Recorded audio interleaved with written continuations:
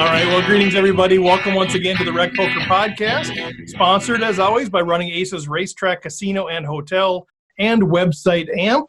Now, in this chat's edition of the podcast, we're actually going to break down one of our seminars. We're going to take you a little bit behind the curtain, talk about one of the member seminars that we have, and kind of get in some of the highlights for that so that the whole world can hear the genius that is our seminars that are put together by Chris Jones. So we're really excited to talk about this.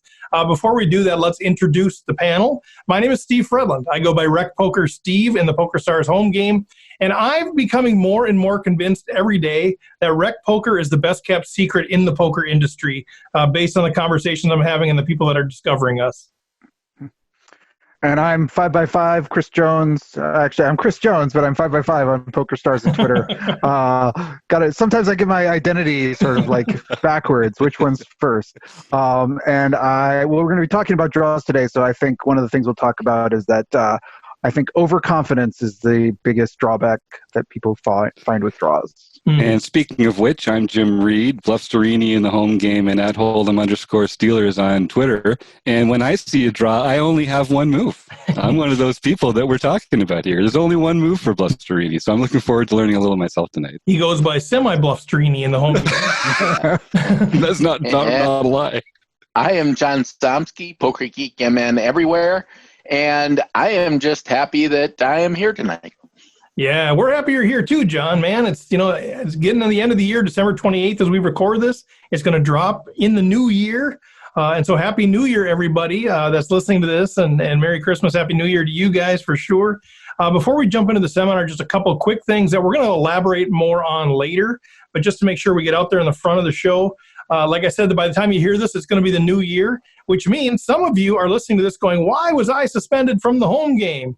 Well, you have been sort of hiding from us because we are trying to track you all down. So if you've been suspended from the home game, you don't know why you can't play the nightly home game, it's not personal. Well, in some cases it might be, but for most of you, it's not personal. It's the fact that we have a new process and you have to get your alias, your PokerStars alias in your RecPoker free membership. We'll talk more about that. Otherwise, just get a hold of us. We'll hook you up there. Secondly, Farid Jattin training sessions are coming up. My goodness, the beginning of February, they start. Buy now. It's going to be fantastic. And actually, Farid just today has agreed to come back on the podcast next week. We couldn't get enough Farid. He's so much fun, so much positivity, so much genius. We're going to have him back on the show, talk a little bit about the course. So if you have any questions about what's in the course, if you're kind of on the fence, that would be a time to jump on or shoot us a message and say, I need some clarification on what this is, and we'll ask him all of those questions. Also, we keep giving away discounts. We keep giving away drawing certificates for redemption and money off of that course. So stay tuned with that. Make sure you're checking the newsletter, checking the post, checking the social media. We're giving $50 away all over the place. So take advantage of that deal. And then January 27th is our awards show. Things are coming together very nicely for that. I think it's going to be a really fun night. So mark your calendar on that deal. So with that, let's get into the meat of this thing. Draws, the seminar. Maybe Chris, give us a little context. What are we talking about? Maybe some folks aren't familiar with the seminars as a whole, and then let's talk about this one. So each month at RecPoker, we do a subject where we really break it down. We get the panel going. We get a lot of conversation talking about, one topic that our members have indicated they're interested in hearing more about. So we've done some of the basics around math. We've done stuff around pot odds. We've done 3-betting. We've done getting value, finding value, bluffing, a whole bunch of different topics. And this December, we really talked exclusively about drawing hands. How to play them, how to approach them, how to differentiate them.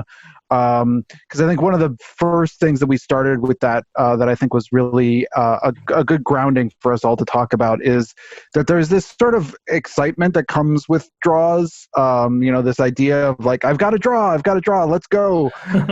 And sometimes that's, a good instinct, and sometimes that's not.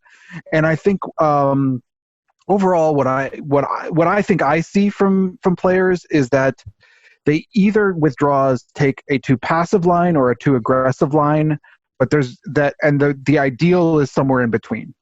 And so we talked about through this whole seminar, we talked about how do we find that in between? Like, what does that mean for us when we're looking at draws? Like, how do we, not just, hit the gas to the floor or just hit the brakes and like hope to hit our draw and then start, getting aggressive. Like, how do we find that balance between those things? And I think that was a large part of our conversation. It's so good because I think, the training is so good because I feel like I'm exactly that. Like, I'm very polarized in how I'm approaching it. And I feel like it's usually like, did I have too much caffeine or not that day? Like, I really don't have the strategy. It's like some days it's just like, man, let's go. And then other days it's like, oh, let's see if we hit. And I don't really know the strategy behind it. So I know that's what you guys really dug into quite a bit in December. Mm-hmm. Yeah. So let's, but for one quick minute here too. So folks that are going, what are these seminar things? I know if you've been listening for a while, you know what this is, but how can I watch these seminars? How can I even see these seminars? What are we talking about? How are these things available? Yeah, so on the Rec.Poker website, anybody who's a paid member can have access to not only the current seminar, but all the backlog of seminars. We've been doing them since February. So they're all available under the seminar thing. And one of the things that we heard as part of this was that, they tend to be long because we really get into the meat and bones of these topics. So more recently, we've started breaking them down into more digestible segments. So each one now is usually a 3-parter. They're usually each about 45 minutes. The early ones are you're going to have to break them down yourselves because they're 2.5 to 3 hour marathons of conversation. They're so good. I mean, just a little again behind the curtain too. We usually do the podcast, then we record these afterwards, and people are so hungry to talk about this, right? Like, so it's like a marathon night. It's like a 3-4 hour night often, and by the end, people are still like, let's go, let's talk about more. And so I think that's a credit to you, Chris, in a lot of ways. I know you'll deflect this, but really being strategic about putting the seminars together in a way, not only for that one seminar to kind of logically lead from one topic to the next, but as a whole. I know you spend a lot of time thinking about, okay, how do we prepare people for next May and the WSOP? So how do we get recreational players ready for a large field tournament? Yeah, and if anybody is that was the real goal before, the world changed and there was a giant pandemic and all of those kinds of things. Wait, what's this? What happened? Yeah, right. But that was the goal when we started off. We started off with those first seminars in mind, where we wanted to get you, if you were going to go play in your first ever really big tournament, whether it was at the WSOP or, just a big local card room tournament or a big online one or whatever, we designed those first 4, it was like February, March, April, May, those first 4 seminars to kind of like build up toward that. And ever since then, we've still been doing stuff that I think is also helpful for those kinds of things. But I think it's the idea that rec players, I think all of us as rec players want to take a shot, right? Like we want to play, we want to usually have an edge on folks, but often we want to let's go try a big tournament, see how we do. And I think that was the idea with those first seminars, was how do we prepare ourselves for that? And I know, Chris, that's I won't bring out the name because I don't know if they want to go public, but somebody in the forums was kind of going public with that, like, hey, I won this entry, I want to kind of take my shot. And we were, giving some thoughts on that, but really they were kind of picking your brain on, okay, what do I need to do to get ready? How do I need to rethink about this? I'm used to playing small tournaments. So I think that's exactly what those seminars are intended to do, is kind of prepare you to go over that next hump of how are tournament players thinking about it that are paying $1,000 for buy-in versus the free game. Yeah, no, and there are really big differences between those kinds of tournaments. And you're going to encounter better players. You're going to encounter deeper stacks. You're going to encounter more hands to play. So there's a lot of ways that you can approach your game as you kind of think about those different fields. For sure. So what do we want to talk about today? What about the bluffing seminar? What are some of the topics du jour that we want to tease people with on the podcast a little bit? One question I wanted to jump in with was, you're in this, draws come up so often. There's different kinds of draws. There's different kinds of spots to be in when you've got a draw. You did a great job sort of breaking down the different kinds of draws you can have and different board textures. Can you just talk a little bit about like what are the factors that you should be thinking about for our listeners that haven't seen the seminar when they are recognizing their own draw and recognizing the spot they're in? Like what should they be thinking about?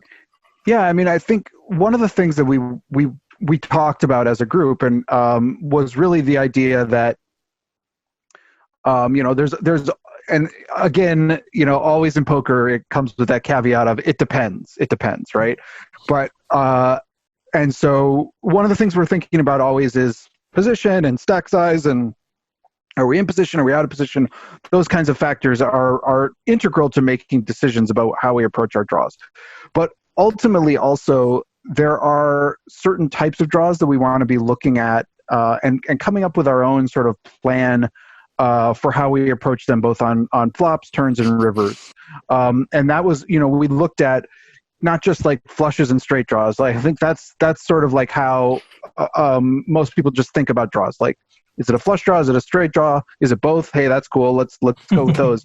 But like what we really talked about was the idea that even within those is, you've got weak flushes, you've got nut flushes, you've got strong flushes, you've got pair plus flush draws, you've got, with straight draws, you've got open enders, you've got double gutters, you've got pairs plus open enders, you've got gut shots, you've got pairs and gut shots. So there's like all these different kinds of draws even within those categories. And then one of the other things that we really, investigated a lot more was the idea of blockers.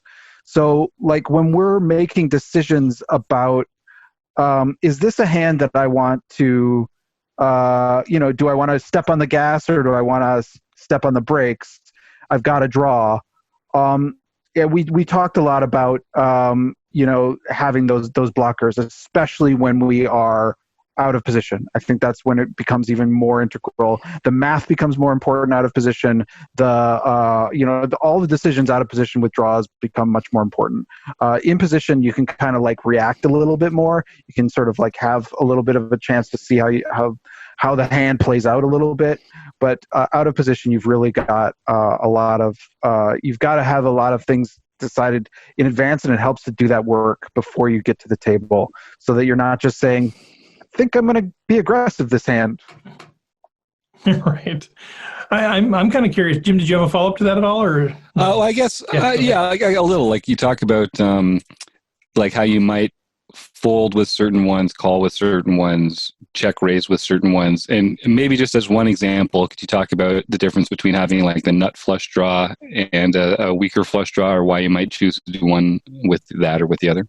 Yeah, I mean, so the way I often think about whether I'm gonna sort of like those. Let's just take flushes for example. Like if I had nut flush draw, a strong flush draw, and a weak flush draw, and I'm out of position. And let's just say it's not some like crazy stack. We're in a sort of a moderate stack size, so we've got 40 to 50 big blinds. We're not short stacked, we're not mega stacked, and so that's kind of the situation where we're talking about a lot of these spots. And I think the ones where we want to find ourselves taking aggressive line are our strongest and our weakest.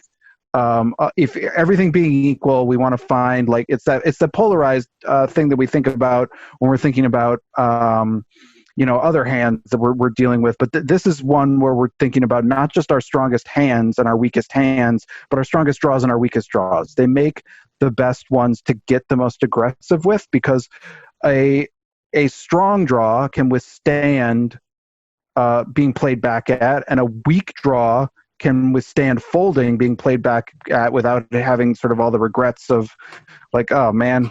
But that it's that really middling ground draw. If we've got, I don't know, queen 10 suited on a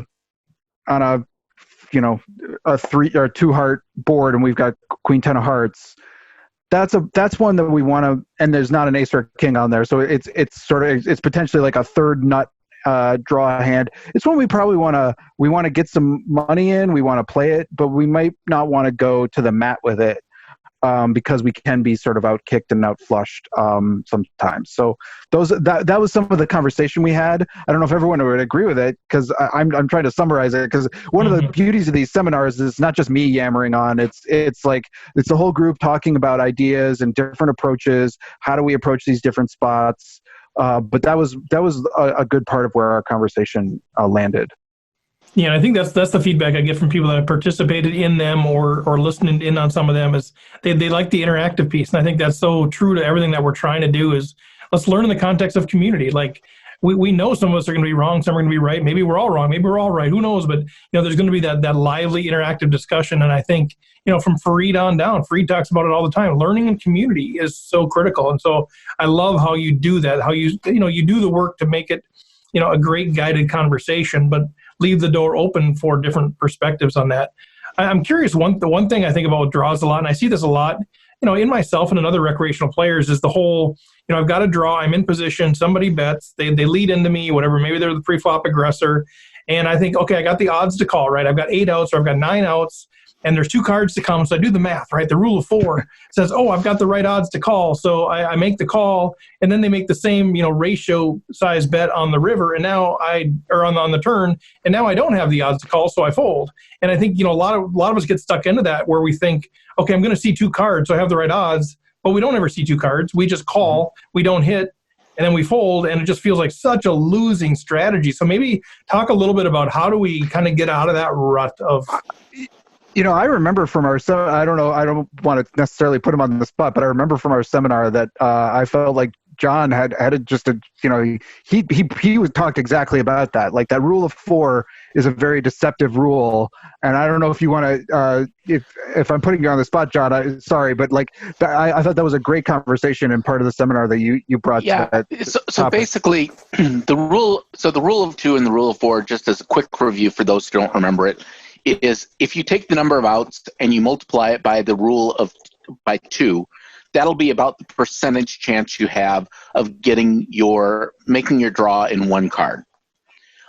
If you have you multiply it by 4, because if you have 2 cards coming. However, there's this little thing called the turn bet that gets in the way.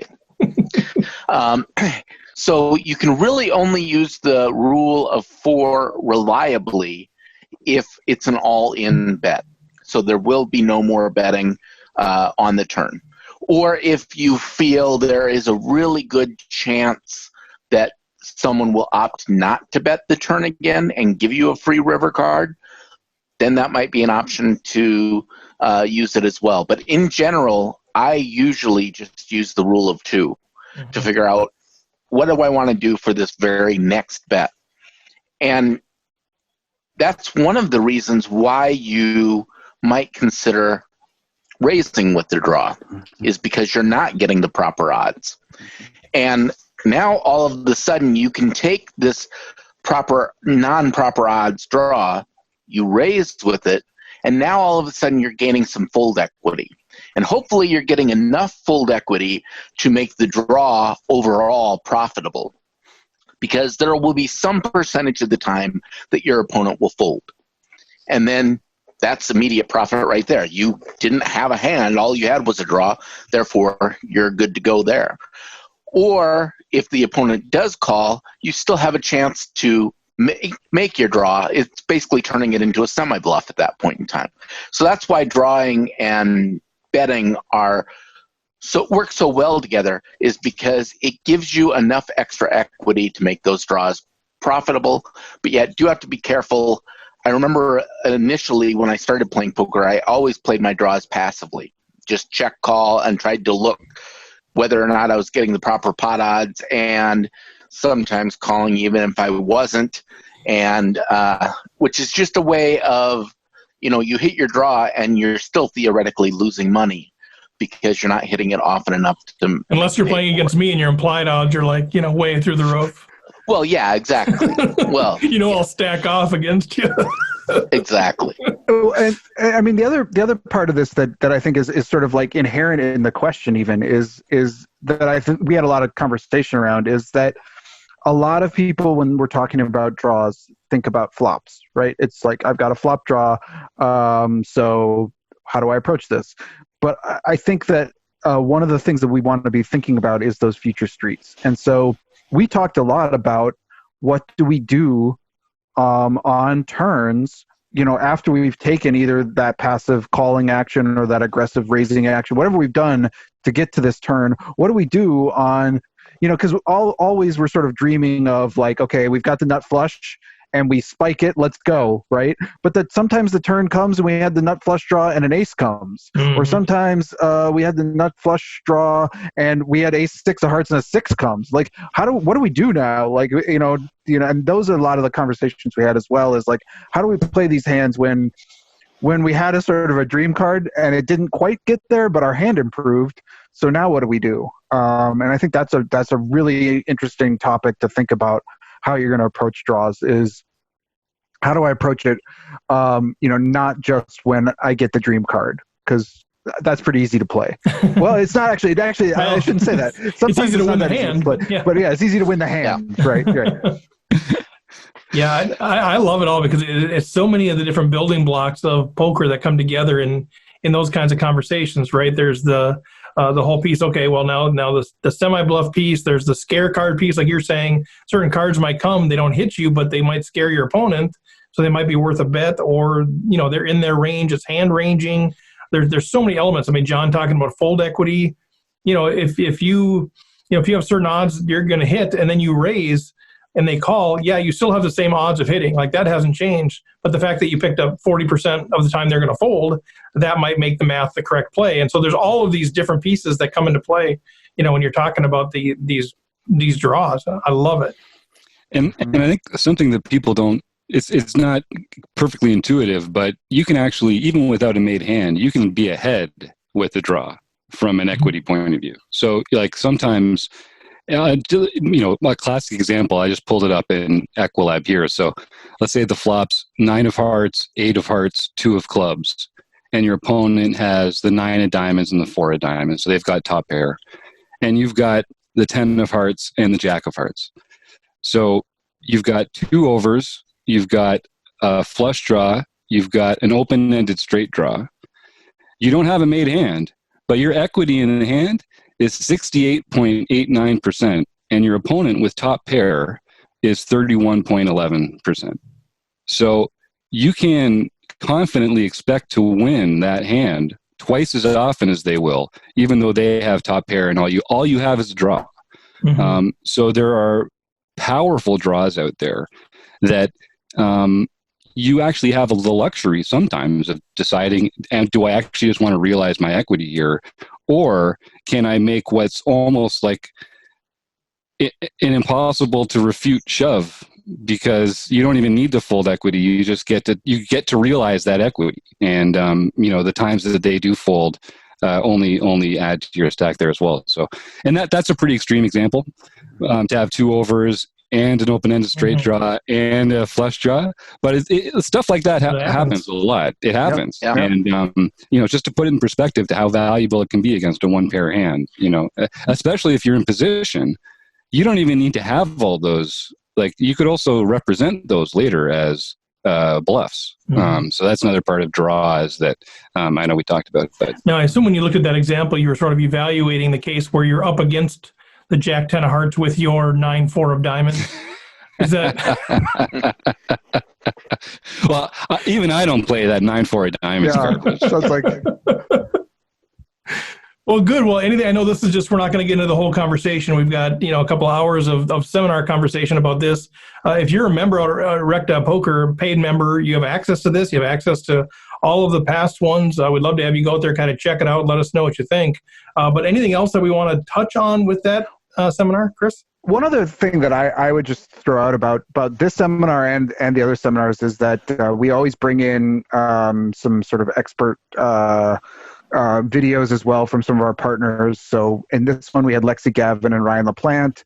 Lexi has a whole poker coaching thing about playing draws, which I think is it's a fabulous piece. And then also Ryan does these weekly hand reviews with just all people that are part of Learn Pro Poker. And we looked over a specific drawing hand, which I thought was a really interesting one. It was a small blind versus big blind one, which I think is it gets really tricky to play draws when you're in that spot. And I thought it was a really interesting hand and a really good conversation that we had around that. So. Yeah, I love that you bring that up. If you guys don't know, we have 15 minutes a month of premium content from all of our partners that we can share through different avenues. So we share some of that through Learn with Partners, some of that through the seminars, and so you kind of get a piece of all of these other membership sites just as part of your RecPoker membership. And we're trying to leverage that as much as we can to really optimize. And I think incorporating that into the seminars is a tremendous use of that as well. All right. Well, anything else to share about the seminar or draws? I know you guys could talk like 6 more hours on this stuff. I'm looking forward to the next one. Yeah. Tease the next one that's going to be coming up. Well, actually, yeah, we're recording very soon. We're going to be recording our January seminar. It's going to be all about tells and reads. Yeah. Which I am very excited for this one, because I would say this is one where I feel on loose footing, because it's not something that I incorporate very much. I'm very math driven in my game. I'm very, understanding board textures and those kinds of reads and hand reading. And player typing is something that I'll look at. I guess you could call that sort of a tell, but I'll look at, okay, what type of player is this? What kind? And that's how I help estimate their sort of opening ranges and things like that. But when we get down to like, oh, they scratched their nose here, I'll honestly say I've never used that, and I would love to be able to make those, because I never know what to do with the idea that, oh, somebody looks nervous here, because I'll tell you, I feel nervous when I have it and when I don't have it, so I don't know how other people. It'll be a great conversation. We're going to have Zach Elwood join us, who's kind of it's either him or Mike Caro is a godfather of tells, so that'll be a great conversation. And then we're going to actually look at, we're going to watch some tables. One, a very recreational table. It's a charity tournament that I found on YouTube, and one sort of a higher stakes MSPT. We're going to look at the players. We're not going to really evaluate the hands, but just try to look at how are people behaving? What are things that we're noticing in terms of like physical reads and physical tells? So it should be a good conversation. Oh, yeah, way to bury the lead too. Yeah, we'll just have Zach Elwood pop in for an hour to talk about tells with our premium members. Oh my God, that's going to be sweet. So if you're in the chat box tonight, Ben, Doug, Jim, Kim, and Martha, go to the events calendar and just click on the recording for the seminar tonight, and you can come hang out with Zach Elwood and us and talk about tells. Yeah, we have the best jobs. I know, right? Pretty sweet stuff, right? I know we're going to hang out with Farid. We'll hang out with Zach Elwood, Negreanu, Moneymaker. These are just people, but they're all generous people with their time, and they've got a talent, they've got a skill, and they're willing to share it with recreational players. And I think part of it is they're trying to grow the game, and we're all trying to learn the game. And I think what a great investment to spend some time with people that really are passionate about the game. And one of the things that we hear all the time from the folks that are on the podcast or involved other ways, these big names are like, oh, it was just so refreshing to be around people who just love the game.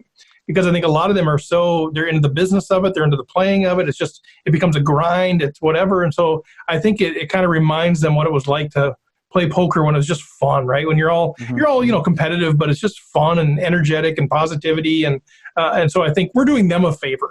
By letting them, we're just here to help. Yeah, indeed. But no, that's fantastic. Yeah. So about an hour from now, the seminar is going to be recorded. So tell your other fellow members to get out there. So, all right. Well, with that, why don't we transition to some of the community stuff? But before we for God's sake, you did the point. You screwed you up, pointed. guys. You pointed. You did the point. I don't think anybody. Guys, did he do the point or didn't he do the point? Well, I did the point because I was trying to get you ready. That's my fault. All right, my Who fault. could really say? What's the definition of the word cue? Okay, let's just keep that in. Sound engineer. This was my fault. All right, so when I do my left hand, that was my fault. I did cue him. Thank you, Draybeck. Yeah, I did cue him. I was cueing him to get ready, but you're right. Okay, so Jim, pretty soon I'm going to be pointing at you. Oh, thanks, Steve. I can't wait for your. All right, so I consent to your pointing. So, Jim. Are you cueing him to get ready? This is the pre-cue. Or pre-cue. is it? Yeah. Okay. Don't you know queuing theory, John? I figured you probably would as a programmer know queuing theory. This is part of queuing theory. All right, so yeah, we just either queue or not queue. Queue before you queue, so you're ready to queue when you need. I should have bet $1 million on this. Taking the over. But I'd have to pay out because I'm the one that screwed it up. All right, so I'm setting it up. I meant to cue you, but I'm setting it up. So we do have a new sponsor. PokerCoaching.com. I'm in the old thing. Thank you, Jonathan. He's listening going straight. No, PokerCoaching.com is one of our new sponsors, and with that, we're actually going to be playing a quick ad in our podcast. It's a new thing for us, so we're figuring out the kind of logistics of it. We don't like to do all this hours of post editing stuff. So when I cue Jim, I'm not pointing yet. I'm just preparing to point. When I cue Jim, we're going to play a little audio. We're going to hang out here while it plays. It's like 30 seconds. But I'm just, from this point forward, we'll probably have this as part of the podcast. It helps us pay the bills, keep the lights on, and keep giving you good content. And so I do recommend check out Jonathan Little, PokerCoaching.com. We'll play it now.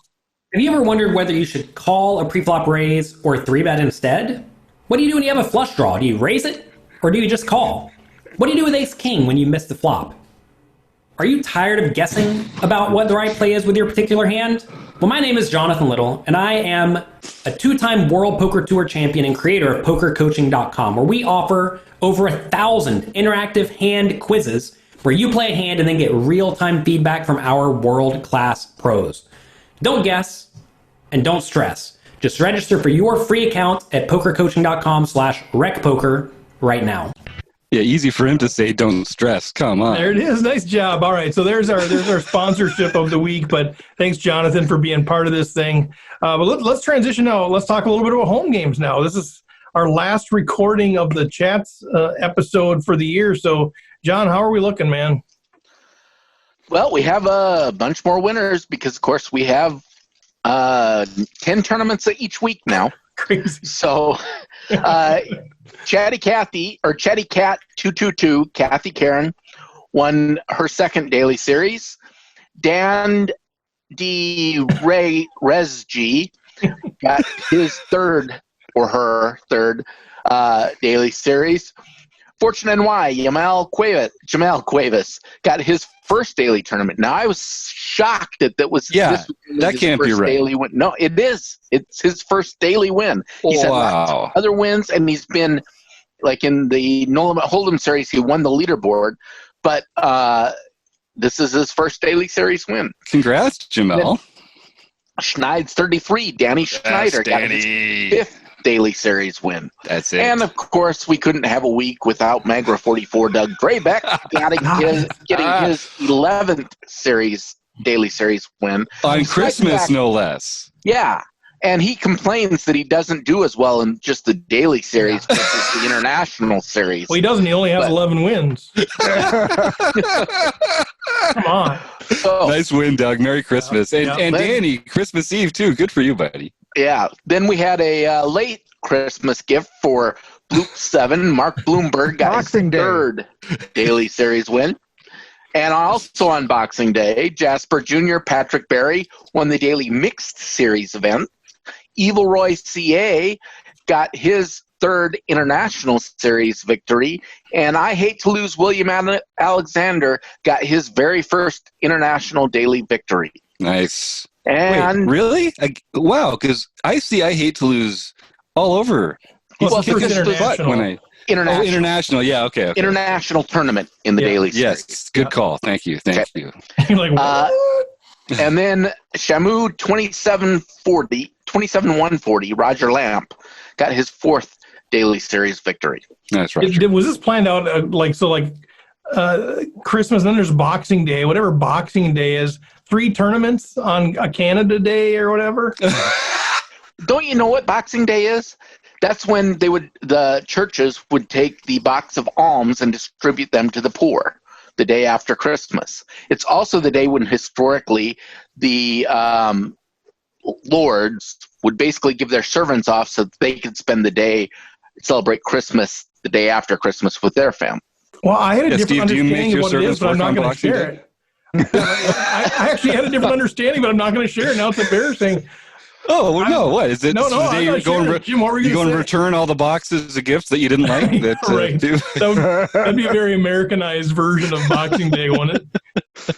It's Returns Day. Right. Well, actually, it's kind of become that, at least in England. It's like their Black Friday. It's like a big shopping day. Is that right? Maybe not this year, but I'm so glad that John Somsky just nailed the definition for Boxing Day, though. This guy's a machine. I love that. The guy's a genius. Well, John, how are we doing on the? I know at this point, like we said at the beginning, people are already suspended by the time they're hearing this. Yep. How are we sitting as of December 28th as far as progress made toward? So when we first started this, we had 262 players that were going to be suspended. Back in as of November when we first announced this, and now let me get to the right tab here so I can see the numbers. We are down to just 148. Okay, good. That are left. So, and we have 167 that are members in good standing. So I am happy to say more people will be left able to play than will be suspended. But anyone who gets in there and does it, it's too late for me making this note now, but I have to manually go through and suspend all of you who don't do this. So it makes it less work for me if you just sign up, and then you'll be able to play too. Yeah, and by the way, because there's some big names, regulars on our list, like there'll be a softer field if you get in there quicker, because we're going to suspend some of the good players. So oh my gosh, I'm playing January 1st no matter what. Like, I'm getting in there, man. That's funny. Yeah, and I know just hats off to you, John. Again, I know it's sort of a broken record, but I was working. I don't want to give names out because I don't know, what privacy there is or whatever. But I know there's a group of people that are older out there. Some of our older audience, and you guys play in these home games every night.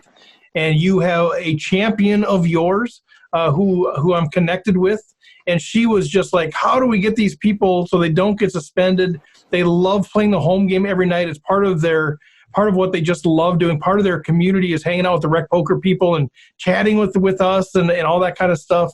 And we were able to organize all of that, get them situated, because they don't really have the technology and the sort of the aptitude for that to just do it themselves and get all set up. So we got all that information. John updated all that stuff, got everybody live and active.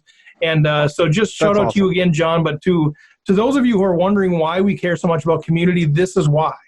We have all of these people that we know across multiple generations that are playing this thing, and you wonder why we've kicked people out of the thing on occasion. It hasn't happened for a while, but for making a snide comment or whatever, community is the core of what we do. And knowing that we've got these 70, 80, 90-year-old people out there playing in our home game, that it's the highlight of their day hanging out with us.